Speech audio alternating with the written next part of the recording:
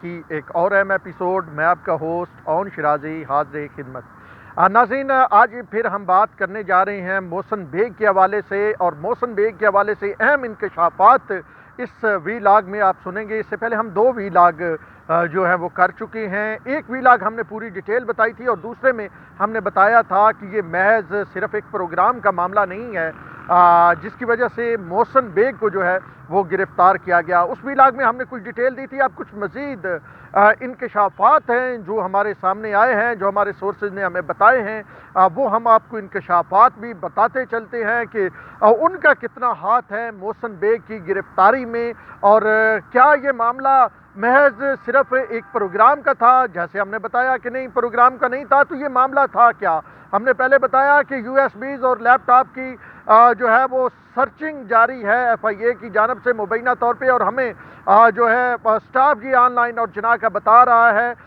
کہ جب جناح اور آن لائن پہ چھاپا مارا گیا تو جو محسن بیگ کے ادارے ہیں، نیوز ایجنسی آن لائن جس کے محسن بیگ مالک ہے، جناح اخبار جس کے وہ چیف ایڈیٹر ہیں، ان دونوں اداروں پہ ایک ہی بلڈنگ میں یہ دونوں ادارے ہیں اسلام آباد میں G7 میں جب چھاپا مارا گیا تو ہمیں یہ بتایا گیا کہ جی وہاں پہ لیپ ٹاپ اور اس کے ساتھ یو ایس بی جو ہیں وہ ڈھونڈی جا رہی تھی۔ اس کی پوری ڈیٹیل ہم نے آپ کو پچھلے وی لاگ میں دی تھی۔ اب کچھ مزید اہم انکشافات سامنے آئے ہیں، اور ان انکشافات میں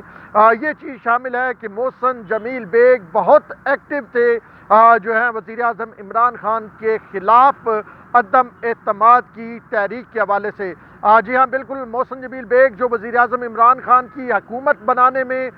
جو کلیدی کردار تھے ان میں تھے، جو سہولت کار تھے ان میں شامل تھے۔ اب وہی محسن جمیل بیگ ذرا یہ بتا رہے ہیں کہ وہ وزیر اعظم عمران خان کے خلاف عدم اعتماد کی جو ایک تحریک آ رہی ہے اس کے ہوم ورک میں بھی شامل تھے۔ ذرا یہ بتا رہے ہیں کہ محسن جمیل بیگ نے کچھ تحریک انصاف کے اراکین سے ملاقات بھی کی، کہ کوئی ایک ڈنر، ایک کھانا بھی ان کی طرف سے دیا گیا کچھ منتخب اراکین کو، جس کی خبر جو ہے وہ بھی اقتدار کے ایوانوں تک پہنچی ہے۔ پھر اس کے ساتھ ساتھ محسن جمیل بیگ کے حوالے سے یہ بھی ہمارے ذرائع کنفرم کر رہے ہیں کہ جو گزشتہ کچھ دن قبل جو شہباز شریف کی اور جہانگیر ترین کی ایک خفیہ ملاقات ہوئی، اس ملاقات کا بھی کرتا دھرتا وہ ملاقات کرانے والا، اس کے پیچھے اب یہ کہ جس کا برین چائلڈ تھا یا جس کی ساری محنت تھی وہ بھی مبینہ طور پہ محسن جمیل بیگ تھے۔ تو محسن جمیل بیگ حکومت کے لیے ایک جو ممکنہ طور پہ تھریٹ بنتے جا رہے تھے، اور وہ سیاسی تھریٹ جو ہے وہ ہم دیکھ رہے تھے کہ محسن جمیل بیگ کے ایکٹیو ہونے کی وجہ سے وہ جو دوریاں پاکستان مسلم لیگ نون اور جہانگیر ترین گروپ میں تھی وہ کم ہو رہی تھی۔ اس کے ساتھ ساتھ جو ہے وہ کچھ وزراء تک یہ خبر پہنچی کہ محسن بیگ جو ہیں وہ رابطے میں ہیں کچھ اراکین کے ساتھ، تو پھر اس کے بعد ایک پینک ہلکا سا کریٹ ہوا حکومتی صفوں میں، اور اس معاملے کو اس انداز میں دیکھا گیا۔ اب آپ کو ذرا یہ بھی بتاتا چلوں کہ محسن بیگ اس بات سے خود بھی انکاری نہیں ہیں۔ انہوں نے آپ یہ کہیں کہ اشارے و کنایوں میں اس کو ایکسیپٹ کیا ہے، اس بات کو مانا ہے کہ جی وہ سیاسی کھیل کھیل رہے تھے۔ اور جب محسن جمیل بیگ عدالت میں ان کو پیش کیا گیا تو وہاں پہ جب ان سے سوال کیا گیا تو ان کا کہنا تھا کہ میں نے یہ پولیس کو کہا کہ یہ سیاسی معاملہ ہے، سیاسی معاملے کو سیاست تک ہی رہنا چاہیے، اس میں گھر والوں کو شامل نہیں کرنا چاہیے۔ میرے گھر پہ جو چھاپا مارا گیا وہ غلط جو ہے وہ چھاپا تھا، اس میں سول کپڑوں میں لوگ تھے، وہ آئے اور انہوں نے جو ہے چھاپا مارا اور میرے گھر والوں کو ہراساں کیا گیا۔ تو محسن جمیل بیگ اس بات کو مان رہے ہیں کہ یہ معاملہ جو ہے وہ محض ایک جو ہے وہ سیاسی معاملہ تھا، اور وہ سیاسی معاملے کے بعد اب جو کچھ کہہ رہے ہیں وہ یہ کہہ رہے ہیں کہ عمران خان کی حکومت نہیں رہے گی۔ یہ تو ذرا ان کا آپ یہ کہیں کہ ایک کیا کہتے ہیں کہ جذباتی بیان ہو سکتا ہے، کیونکہ وہ ان پہ تشدد بھی کیا گیا، وہ جیل میں بھی ابھی ہیں اور 3 روزہ جسمانی ریمانڈ پہ ہے، تو ان کا جذباتی بیان ہو سکتا ہے جو انہوں نے کہا کہ عمران خان کی حکومت چلی جائے گی۔ ساتھ انہوں نے یہ کہا کہ عمران خان کی حکومت نہ صرف جائے گی بلکہ جہاں عمران خان نے مجھے آ کے مطلب بند کیا ہے، وزیر اعظم عمران خان بھی حکومت جانے کے بعد وہیں پہ بند ہوں گے۔ تو یہ ایک اہم ڈیولپمنٹ، بڑی خبر کہ محسن جمیل بیگ نون لیگ کے انتہائی قربت میں جا چکے تھے، اور اسی لیے رانا ثناء اللہ خصوصی طور پہ مارگلا تھانے گئے ان سے ملنے کے لیے، جو مسلم لیگ نون کے پنجاب کے صدر ہیں، پھر مسلم لیگ نون کا ایک پورا وفد اس محسن بیگ سے کی اہلیہ سے اور ان کے جو خاندان کے دیگر لوگ ہیں ان سے ملنے گیا، جو ان پہ کسی دور میں شدید تنقید کرتے تھے اور جو ان کو ساری کرپشن کا ذمہ دار قرار دیتے تھے، اور جو ان کے لوگ توڑ کے اور ہزار لوگوں کو پی ٹی آئی میں شامل کر رہے تھے، ان کی طرف نون لیگ کا وفد گیا۔ اور یہ وفد جانا بھی کوئی چھوٹی بات نہیں تھی، یہ تمام چیزیں اس جانب اشارہ کر رہی تھی جو خطرہ مبینہ طور پہ یہ نظر آیا کہ اگر محسن جمیل بیگ اسی انداز میں ایکٹیو رہتے ہیں اور جہانگیر ترین اور دیگر معاملات اسی انداز میں چلتے رہتے ہیں تو حکومت کے لیے بڑے مسائل پیدا ہو سکتے ہیں۔ اسی لیے ایف آئی آر جو ہے وہ وقوع اسلام آباد کا، لوگ اسلام آباد کے رہائشی، ایف آئی آر جو ہے وہ لاہور میں کروائی گئی، اور یہ معاملہ کوئی چھوٹا نظر نہیں آ رہا۔ اب دیکھتے ہیں کہ کچھ اور کڑیوں سے کڑیاں ملاتے ہیں، لیکن اس سے پہلے میں آپ کو یہ بھی بتاتے چلوں کہ اسلام آباد ہائی کورٹ کے چیف جسٹس اطہر من اللہ نے آرڈر کیا تھا کہ چیک کیا جائے کہ محسن بیگ کو جو تشدد کا نشانہ کس نے بنایا، اور پوری کہانی معلوم کی جائے۔ حکومت جو اس سائڈ کا جو اداروں کا موقف ہے، یعنی جو ایف آئی اے کہتی ہے، جو پولیس کہتی ہے، وہ بھی دیکھا جائے، اور جو محسن بیگ کہتے ہیں وہ بھی دیکھا جائے۔ تو اس کے بعد آج کی ابھی کی لیٹسٹ ڈیولپمنٹ میں آپ کو بتا رہا ہوں کہ مجسٹریٹ نے سیف سٹی کیمرے کا ریکارڈ مانگا ہے، اس کے ساتھ ساتھ پولیس سے کچھ ریکارڈ مانگا ہے، 15 کا ریکارڈ مانگا ہے۔ محسن بیگ کا بیان جو ہے وہ قلم بند کیا جائے گا، ایس ایچ او خرم کا بیان جو ہے وہ قلم بند کیا جائے گا۔ تو یہ معاملہ بھی ایک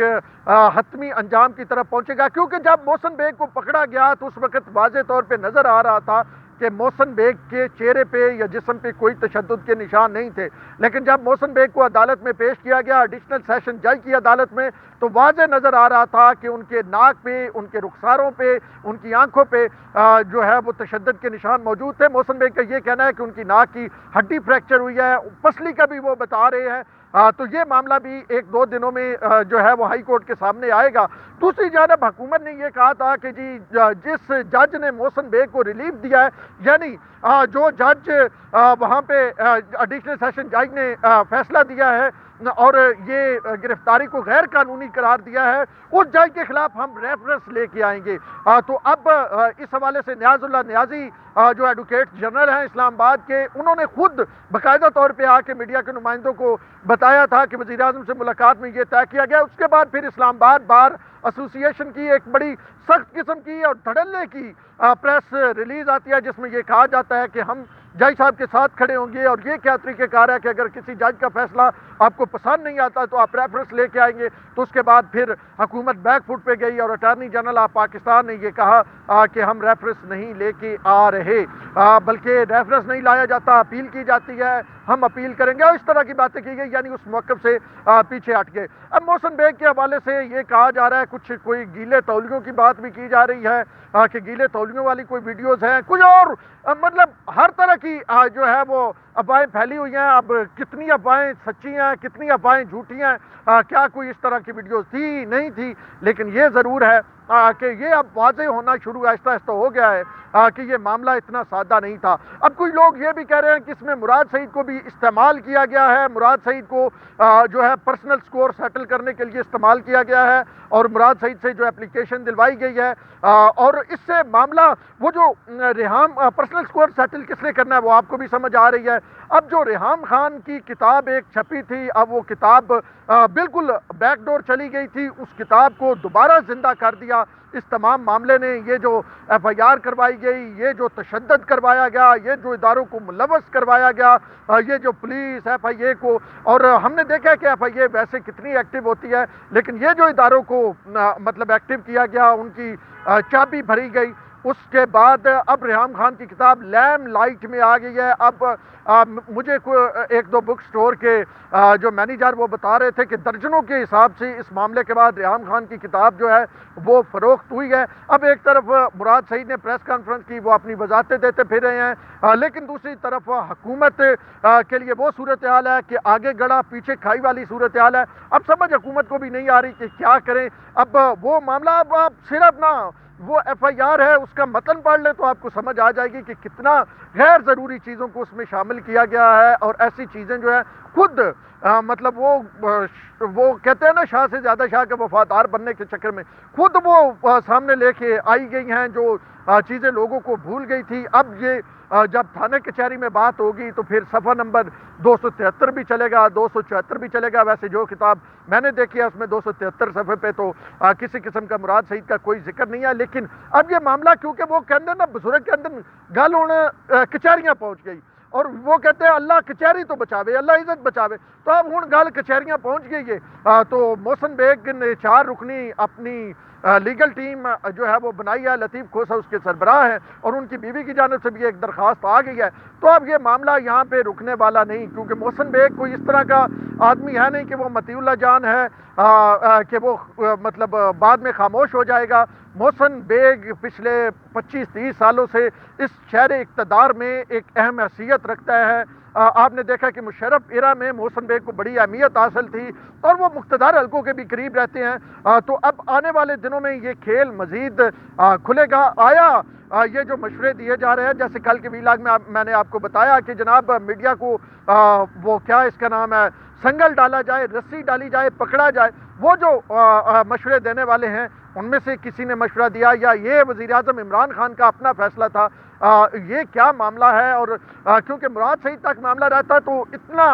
ہائپ نہ کریٹ ہوتی ہے. اور دوسرا پھر ہم نے دیکھا کہ اگر ایڈوکیٹ جنرل اسلام آباد سے ملاقات وزیر اعظم اس ایشو پہ کر رہے ہیں تو پھر اس کا یہ مطلب ہے کہ وزیر اعظم بھی اس معاملے میں انٹرسٹ لے رہے ہیں. تو اب یہ معاملہ اتنا سادہ نہیں رہا. پولیٹیکل پارز اس میں ایکٹیو ہو گئی ہیں, پولیٹیکل معاملات ایکٹیو ہو گئے ہیں. تحریک عدم اعتماد, کیا کسی کی یہ سوچ ہے کہ تحریک عدم اعتماد تک جو ہے وہ